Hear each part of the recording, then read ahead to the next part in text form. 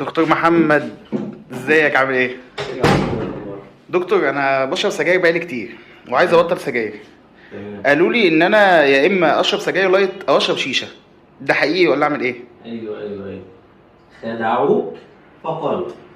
في ناس كتير بتبقى متخيله ان هي عشان تبطل سجاير تشرب سجاير لايت. طب تعالى نفهم الموضوع الاول. السجاير اللايت هي زيها زي السجاير العاديه. الفرق ان السجاير اللايت مستوى النيكوتين فيها اقل شويه من السجاير العاديه. طيب الانسان المدخن متعود على مستوى معين من النيكوتين في جسمه، ولنفرض مثلا ان هو متعود على 10 نيكوتين في جسمه. لما بيتعرض لستريس او لما مستوى النيكوتين اللي في جسمه بينزل يوصل ل6، بيحب او بيضطر انه يولع سيجاره عشان يوصل النيكوتين لل10، عشان يحس ان هو مرضي، يحس ان مزاجه حلو. طيب في حاله ان هو هيشرب سجاير لايت هيضطر يشرب 4 سجاير 3 سجاير، مش